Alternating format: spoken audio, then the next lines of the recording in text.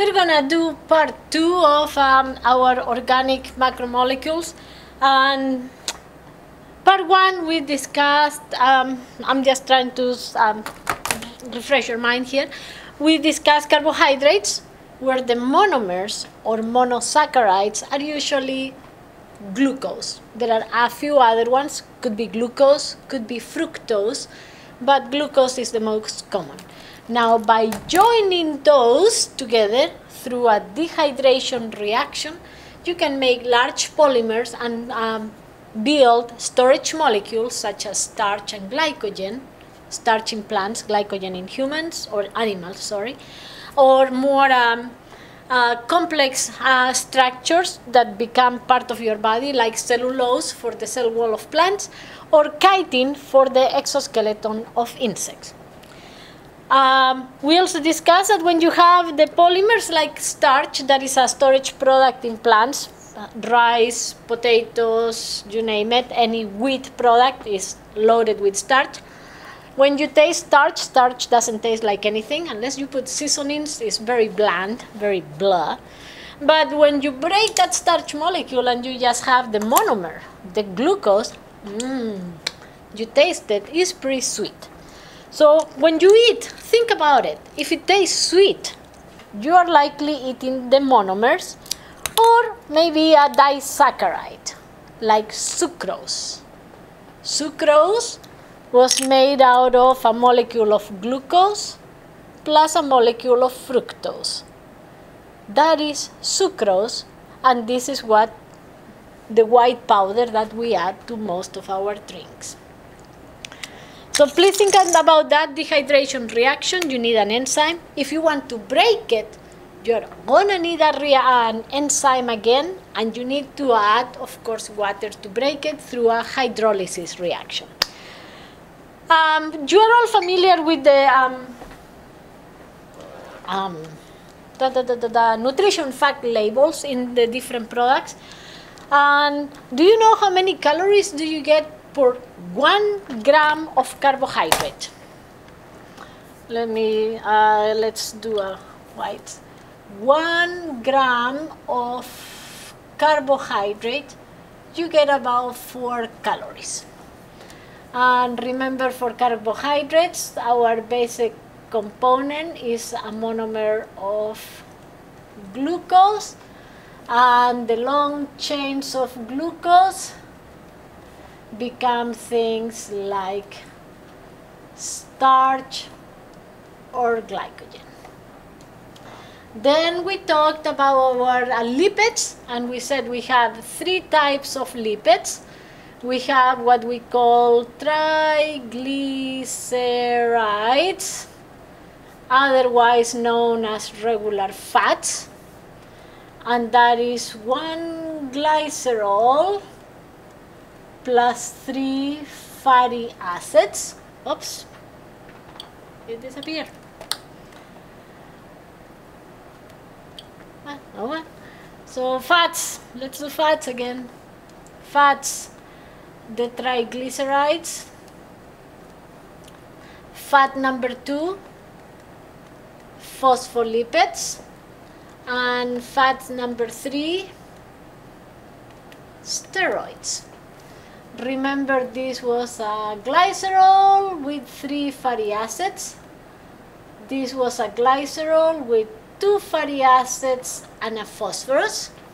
And the steroids was this funny thing with just 4 rings. Now, one of the things I wanted to bring to your attention, when you are talking about carbohydrates, 1 gram of carbohydrate has 4 calories. When we are talking about any of these lipids, 1 gram of lipid, same mass, 1 gram, has 9 calories. Right? Think about it. So, having done carbohydrates and lipids, let's do proteins. Because our body is pretty much made out of proteins. Proteins are the structural molecules of our body. And when you eat protein, to eat protein, Now with the rage, it's all these paleo diets and other things. You have to eat meat of some sort. Meat is the one that has the most protein, no matter what. So let's go. Let's do it. I have here a long list of the different jobs that proteins do in your body. And I'm not going to go through it, but you can read it and think about it. They are enzymes. They build keratin is your hair. Hello. This is pure protein. Collagen is what keeps, not my skin, but your skin flexible. It's elastic. That's a protein. Mine is losing the collagen, so it's sagging, unfortunately. Proteins are in your cell membranes, are transport things in your cell membranes, but also in your red blood cells, transporting oxygen. Hemoglobin is a protein. Your cells talk to each other, your body talks to each other, and most of the time that they are talking, they're using signals that are also proteins. You all know insulin is the one that regulates the amount of sugar in your blood. What type of molecule is insulin? It's a protein. When you are sick, we are hoping that we have enough antibodies to defend us. And guess what kind of molecule antibodies are? Proteins. And when you move anywhere, even if you are not moving much, your muscles are made out of two proteins, actin and myosin. Every muscle is made out of these two proteins. So, guess what you eat when you eat meat? You are eating actin and myosin. As a matter of fact, I have my sandwich here, and my sandwich has a nice piece of pastrami here. And guess what I have right here? Pure myosin and actin that I'm gonna eat shortly. So, please, I need you to think about that you are eating proteins a lot of the time when you eat almost anything. So proteins, proteins, proteins everywhere. I didn't mention enzymes, but you are pretty good with enzymes. Remember pepsin? That's the one in your stomach. DNA polymerase, another enzyme. You'll get going. So, what makes a protein? Protein, again, are polymers, long chains. And this time, instead of using my Legos, because proteins are much larger in terms of the number of monomers, I'm going to use these little beads. I'm sure you're familiar with these little beads. And I have made a humongous protein here. There are a couple hundred, maybe 200 monomers here, 200 beads. The monomers, the basic component of a protein is called an amino acid. An amino acid, you have a picture right here.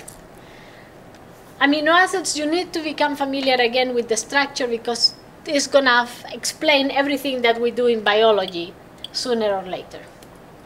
So, what do we have in the proteins? Here is an amino acid. An amino acid has a couple of components that you need to be familiar with. Notice that there is a carbon right there, bad color, not any better. Let's do it here. There is a carbon right there in the middle, attached to a hydrogen here and an R.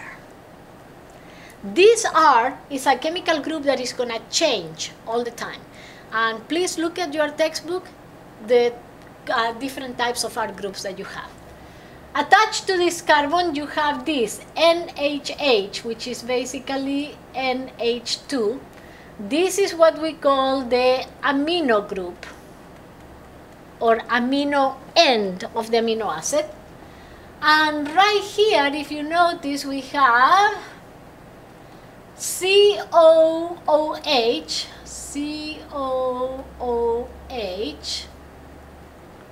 and that is what we call the carboxyl group, COOH.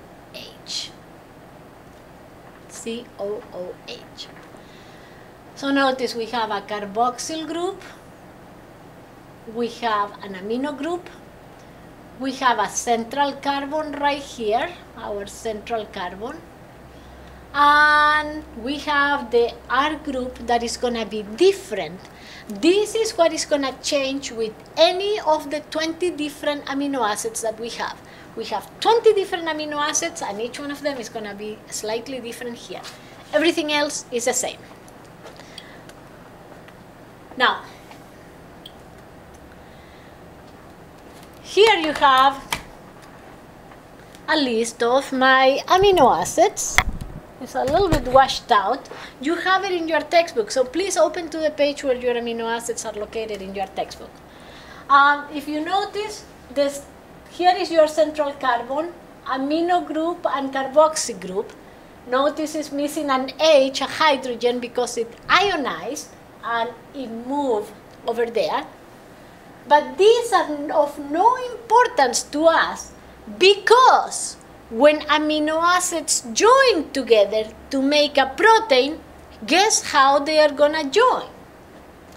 An oxygen from one and the hydrogens from the other one. So these groups are going to be compromised, are going to form a dehydration reaction, and they are going to form a bond. So when you join them, these groups are of no importance because they don't exist anymore. So what do I need to show you? Notice these down here are the R groups. The R groups of the amino acids. Notice that they are all slightly different. So what do I want you to see? Notice what is on this one, an OH. What do you remember of OH? Every time you have oxygen, it's electronegative and it's going to be sucking electrons towards the oxygen. So what happens here when you have an OH? The oxygen is a little bit more negative, the hydrogen is a little bit more positive. So this part of the amino acid is kind of a little bit polar. Notice what you have here, another OH. This is a little bit more negative than this side here. Hello, another OH. What does oxygen do? Same thing. So please notice that each one of these amino acids here has an oxygen in that R group at the bottom. And what it's doing is attracting more electrons closer to that. It's not changing the charge of the amino acid, but it's causing an imbalance in the distribution of electrons, so it's slightly more negative. These are polar amino acids, so they have a small charge. Please look at these other amino acids and notice they all have a different name. Again, we don't look at the amino and carboxyl groups because those are going to be forming bonds when we join them together. But notice what happens here. What do you see here? CO, O minus. You lost a hydrogen here. Pfft, gone. What's the charge here? A truly negative charge. You lost another hydrogen ion in this one. Truly negatively charged. These are electrically charged amino acids. These are cool too. Look at what happens. This one, NH3 plus. This used to be NH2, period. But nitrogen attracts these hydrogens. So now it's NH3 plus. What's the charge here? Positive. You have another one here, another positively charged, you have another positively charged. These are positively charged and negatively charged amino acids. This is extremely important. If you don't understand it, come see me, please. So, because they are charged, in general, these are going to be polar. And if they are polar, they are going to like water, charge with charge. So these are polar amino acids and they are going to be hydrophilic. They are going to like water. Here I have a different set of amino acids. Remember, we have 20, so we have a lot of choices. Notice this again, don't worry about the amino and the carboxyl group, focus on the R groups. Hydrogen. totally no charge. CH3, no charge. Remember, carbon and hydrogen share the electrons nice and evenly. CH3, no charge, no charge, no charge. All these amino acids here are totally neutral, no charge whatsoever. So they are called non-polar. Do you need to remember these amino acids? No, not at all. But you need to recognize that if you have a CH3 there, that's non-polar. And if it's non-polar, it's not going to like water. And that is important. So these are non-polar and hydrophobic. Ooh, there are two amino acids that are kind of weird too.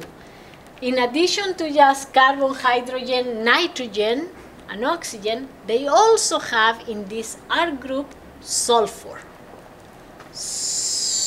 Sulfur. These two amino acids are methionine and cysteine. You're going to know them by heart later on. But these have sulfur on them. So why is that important?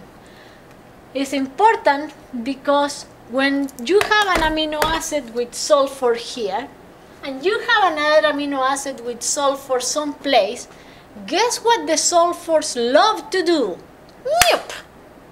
They love to come together and make what is called a disulfide bridge.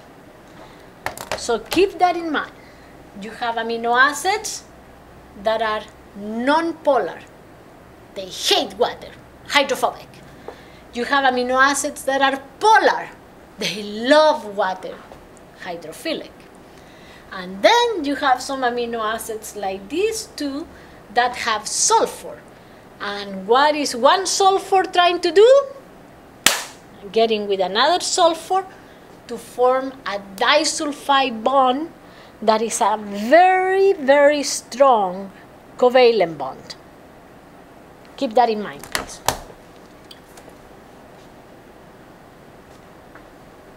Oh, that's why rotten eggs smell like sulfur, because of these amino acids. And if any of you had a perm, sometimes smells like that because it has sulfur on it. What is your hair made out of? Protein. And your hair has these amino acids. Technically, we can eat our hair because it's protein. Alright, so let's build a protein. So what we are gonna do basically with a protein is we are gonna join our amino acids together. The amino N of one, the NH2, with the COH of another one. And we are gonna join them through a dehydration reaction. We are gonna join them through a dehydration reaction. Let me just give you a simple schematic of this. So in a regular amino acid, you have the carbon and you have your COOH with the hydrogen. And down here we have that R group, and in this end you have an N, H, and H. And I'm gonna make another amino acid here, H, H, with your N, your central carbon. Bear with me, H and R, and here we have the COOH.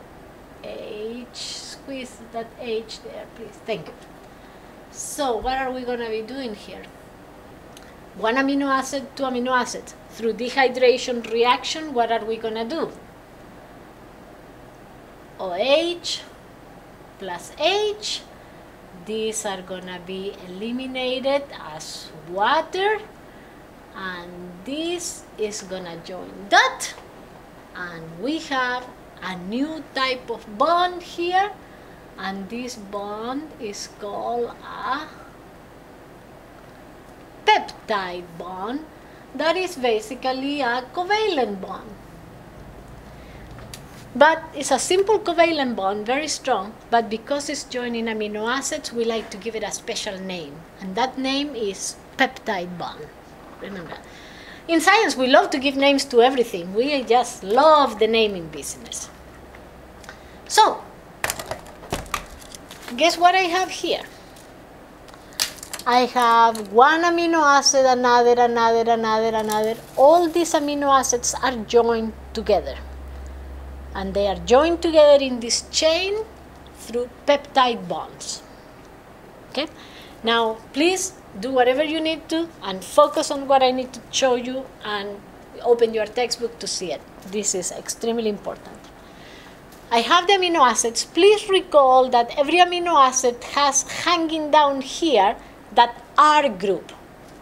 They are joined together, but they have their R groups that can be charged, polar, non-polar, totally neutral. So what's going to happen now? These charges are going to start doing funny things with your chain of amino acids. And here we have to talk about protein structure, which is critical, please. So, proteins, we're going to see 4 levels of structure. What we call the primary structure of a protein is the sequence of amino acids. Just how those 20 amino acids are put here. They can repeat, not repeat. You can have 100 of the same one. Doesn't matter. It's the sequence that matters. And remember that the sequence, the code is in your DNA. So that is your primary structure. It's just the sequence of amino acids. And the sequence is determined by your DNA. And what type of bond is involved in organizing this? What's the name of the bond between the amino acids? Peptide bond. Very good. So we have primary structure, peptide bond. Now what happens? These amino acids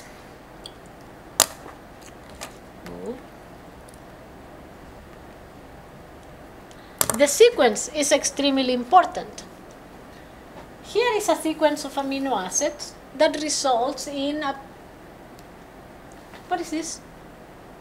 It's a normal red blood cell. Notice what happens when amino acid number 6 changes from glutamic acid to valine. Instead of regular red blood cells, you get that funny shape.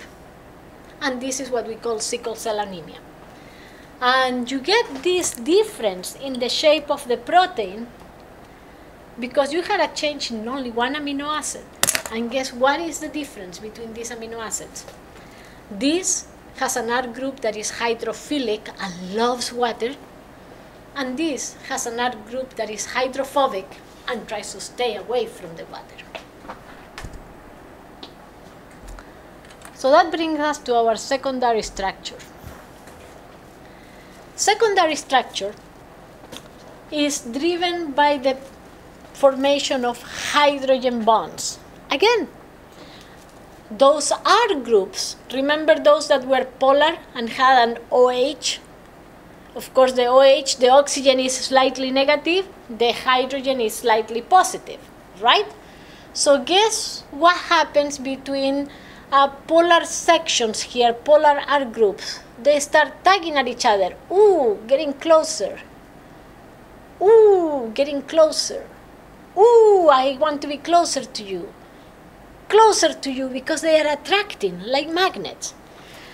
So what happens basically is the pool of these hydrogen bonds is going to change the shape of this chain into 2 things.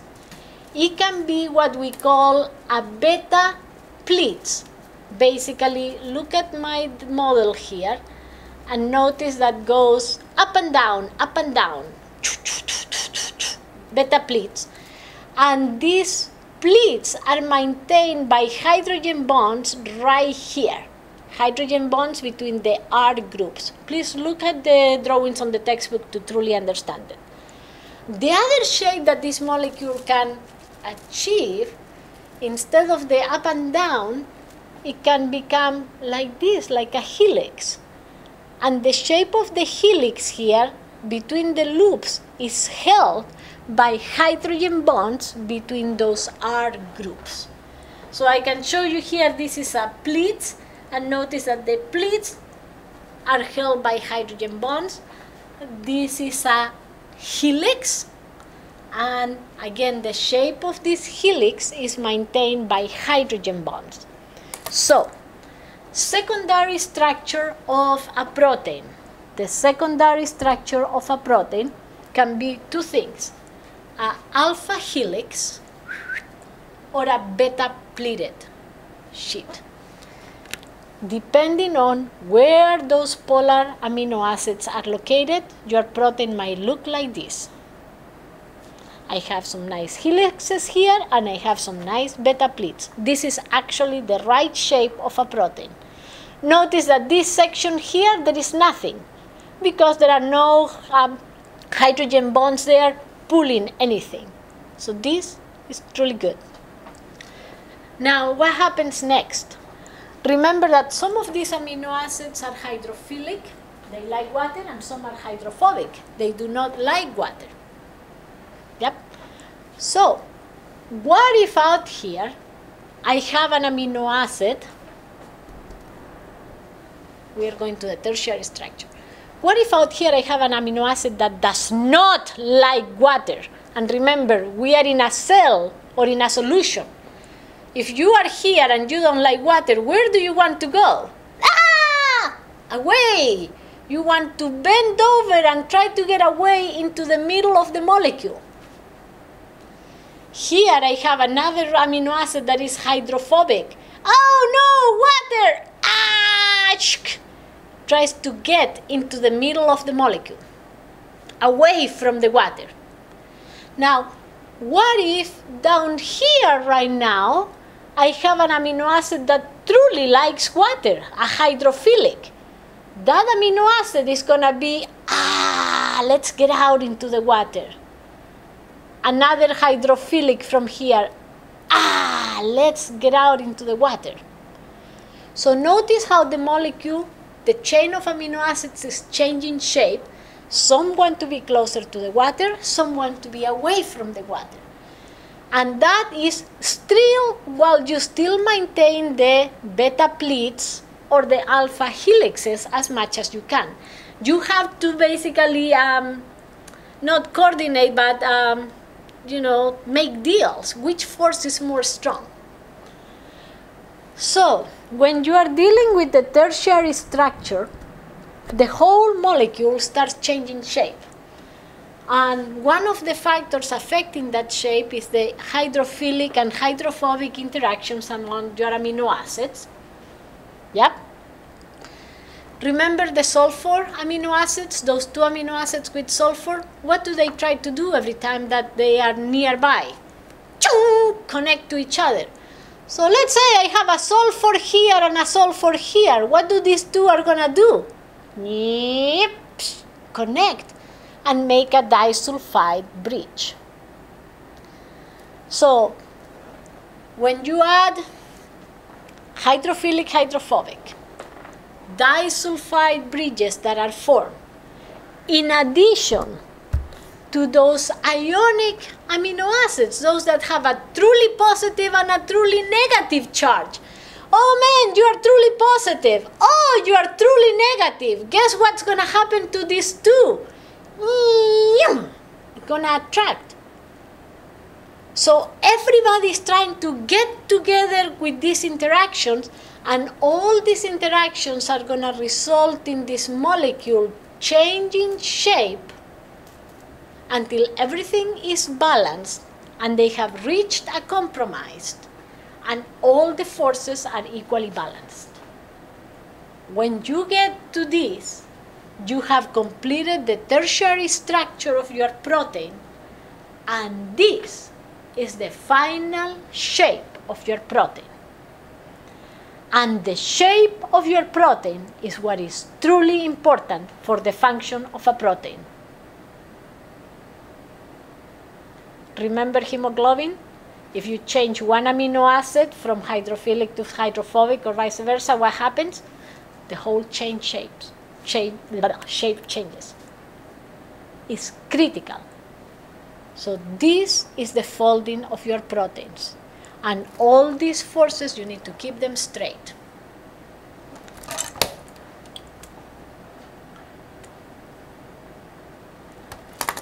Haha, we're not done. Most proteins work as a single molecule. One chain of amino acids, one molecule, beautiful, I'm done. Tertiary structure. There are some proteins, and hemoglobin is one of the examples, for example, that is not one molecule only. They need to put together 4. Notice here. Here is my 1. There are 1, there are 2, there are 3, there are 4. 4 of these need to come together and work together. And guess what's going to keep these 4 coming together? Hydrophilic and hydrophobic interactions and ionic bonds again. A positive in one with a negative on the other one is kind of a locking mechanism. So those interactions are going to keep these molecules together. If you want another example of a protein that has more than one, collagen.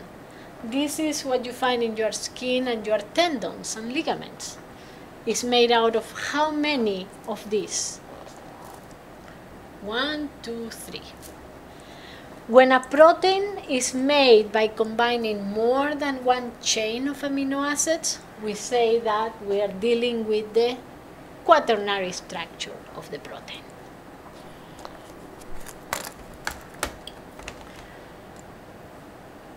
So let's review very quickly your protein structure that is critical for this year. Primary structure is your amino acid sequence with peptide bonds, of course. Secondary structure is your alpha helix and your beta pleats, and the forces that hold those together are hydrogen bonds. Tertiary structure is when they start taking into account all the other interactions like hydrophilic, hydrophobic, ionic, and disulfide bridges, and this nice protein now starts shifting until it becomes a stable molecule. That is tertiary structure. And for a lot of proteins, this is the end of the road. For a few proteins like hemoglobin, collagen, and a couple other ones, you go to quaternary structure, where you need to join several chains of amino acids to make a truly functional protein.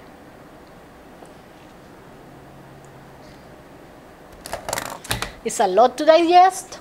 That's why I had asked you to read this material through the summer so you can become familiar. So proteins, you know, are fundamental. All enzymes are made of proteins. And one of the key words that you learned in freshman bio was the concept of denaturation, the proteins denature, enzymes denature. What is this denaturing business? Denature means that your folded protein, your nice folded protein, falls apart, changes shape. That is denaturing. And when your protein changes shape, it does not work. Be there an enzyme, be collagen, be hemoglobin, a different shape does not work.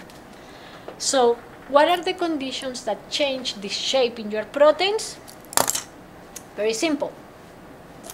Temperature, pH, and salinity. And in this course, you need to understand why, the molecular reason why these things happen. So, why is this happening? Very simple. My chain of amino acids, peptide bonds, very strong. Secondary structure is alpha helixes and beta pleats, up and down, up and down. And we said that what is holding these together are hydrogen bonds, interactions between oxygens that are a little negative and hydrogens or another molecule that is slightly positive, and this holds it. What happens when you increase the temperature? What happens when you increase temperature? And we learned that in water. We are gonna move into, I'm gonna make you a little diagram here. I have my protein in this shape, and I'm just gonna use that shape. These are the amino acids.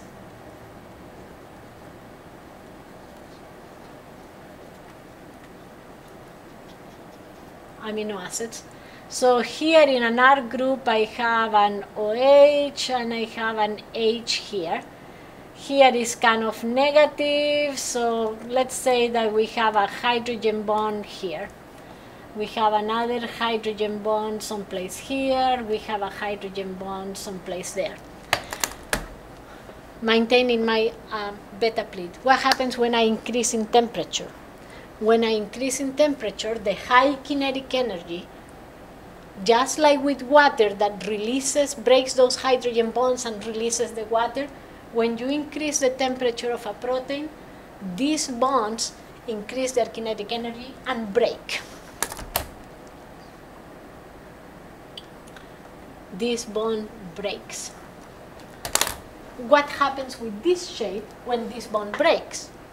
It's not a shape like this anymore. It becomes a flat line. It changes the shape of the molecule. So high temperature denatures the proteins by breaking those hydrogen bonds. That's simple. When you cook an egg, you break those hydrogen bonds, and the structure of the albumin, which is the protein in the egg, changes. It goes from clear to solid white. What was the other factor that I indicated there? pH, right? pH. So let me again draw here. So we said temperature breaks H bonds, just like in water and water evaporation. pH. What is pH? So remember, we're going to have an end that is kind of negative, an end that is positive, an end that is negative, and something positive. That's what holds this structure, and that's because of how hydrogen bonds form. Now please focus on this. What is pH? pH, let's change the pH. A normal pH, you have 10 to the minus 7 is your concentration of hydrogen ions. Normal pH, 10 to the minus 7 concentration of hydrogen ions. That means you have a hydrogen ion here, you have a hydrogen ion there, but you also have OHs that balance everything out, right? What happens if I lower the pH? More acidic. When I lower the pH, what I'm doing really is increasing the concentration of hydrogen ions. If I'm making it more acidic, I'm increasing the concentration of positive charges in my solution. Now notice, I have a positive charge. Hydrogen has a positive. What happens when I have way too much positives now and you find this negative? Is this negative charge going to make a hydrogen bridge into this one? A hydrogen bond into this one? No! When you are flooded with these positive charges around, this negative there is going to connect with this positive right there. And when they connect, this hydrogen bond is gone. So when you change the pH, you are going to either increase the amount of hydrogen ions, you increase the amount of positive charges that are going to interact with those negatives, or if you go basic, you increase the concentration of OH minus hydroxyls that are negative. And these hydroxyls that are negative, where are they going to go? To the positive ends here and neutralize that. Either way, when you change the pH one way or another, the hydrogen ions or the hydroxyls that are negative are going to block these areas that allow the molecules to be polar. And basically what they do, they destroy these hydrogen bonds, because there's no need to that, because you have extra, these guys, they are kind of ruining relationships. These two had a great relationship until that hydrogen ion came around, or that hydroxyl. Heartbreakers. So what happens when you don't have these hydrogen ions anymore, or hydrogen bonds, sorry, holding the shape of this molecule? Well, this molecule no longer is a nice beta pleat and basically becomes a nice flattened out protein that lost its shape and cannot work. So, temperature destroys hydrogen bonds. Extra hydrogen ions or hydroxyls destroys hydrogen bonds. What was the other thing that we mentioned that changes or denatures a protein? Temperature, pH. The other factor was salinity. And what is salinity? The concentration of sodium chloride, the concentration of sodium chloride in water. Our concentration is 0.9% in our bodies. That means 0.9 grams of NaCl in 100 milliliters of water. That's how much salt we have in our bodies. So we have some salt. Now what happens if I increase the salinity? I add more salt. What happens to salt when we put it in a solution? What happens to this beautiful molecule when you put it in solution? What does it become? It becomes sodium ions and chlorine ions. When you change the salinity and add more salt, you are increasing the concentration of sodium, positive charges. You are increasing the concentration of chlorine, negative charges. What happens to these hydrogen bonds that are formed because one side is more positive and more negative? The positive is going to be bombarded by these chlorines. Shoom! I love you. Go there, surrounded. The negative is going to be bombarded by this sodium. Do they ever have a chance of making a hydrogen bond across? Never. So that destroys hydrogen bonds and the molecule falls apart. Very sad. But that is the essence of why proteins denature, and you do need to master this. If you have problems understanding this, after you read and reread the book, please come see me and we'll work some more on this. Alright, 2 minutes about to finish, and we're just gonna go very quickly with nucleic acids because we have 2 months to work on them later, so we're not gonna dwell too much. Nucleic acids, you know, is our DNA, RNA, and basically they are in charge of transferring the information from cells between cells. We have DNA and RNA, and the monomers, the basic units of that are going to kind of repeat are what we call the nucleotides. And the structure of a nucleotide is kind of funny. Nothing is so simple anymore. To have a nucleotide, you're going to have a nitrogen base. you are going to have a sugar right there, a 5-carbon sugar, and you are going to have a phosphate. Those three components, phosphate, sugar, and nitrogen base, together, joined together through covalent bonds that were formed again through a dehydration reaction. This makes this unit, this block.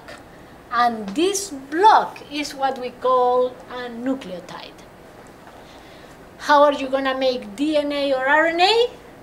You are going to join together several of these blocks non-stop, and that is how you are going to make DNA. So basically it's like saying this is a nucleotide, but this nucleotide is really made out of phosphate right here, a sugar right there, and a nitrogen base down here. It has more than one component. And by joining this together, you will make the two basic type of nucleic acids, DNA and RNA. Please keep in mind that you have two types of the nucleotides, the nitrogen bases. You have the 4 types, adenine, guanine, cytosine, thymine. You need to pay attention to the structure of them.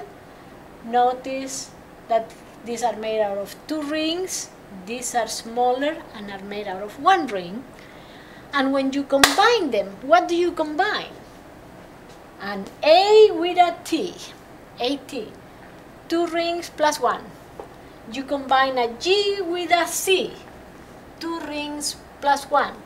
So always in the middle of the molecule, you have basically 3 rings going down if you are talking about DNA. Can you combine a guanine with an adenine? No. And if you would think, that would be a little bit too wide to fit. Uracil, please remember that uracil, we find it only in RNA.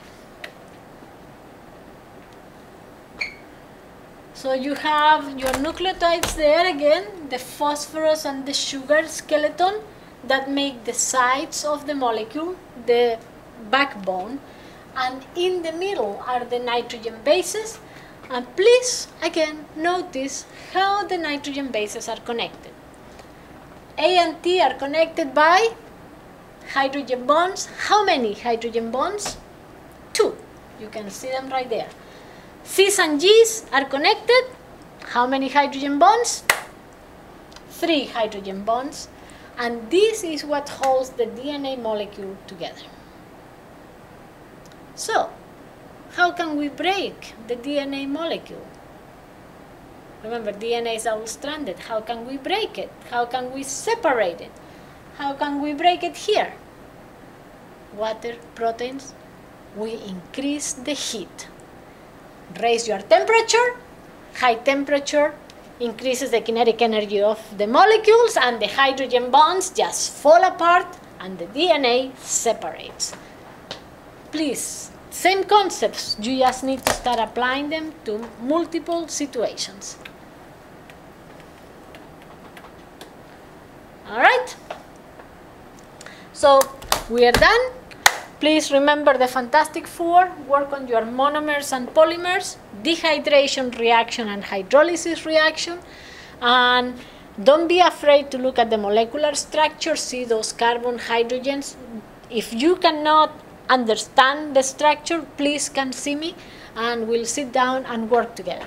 But what we cover in these first units is we're going to see it all the rest of the year.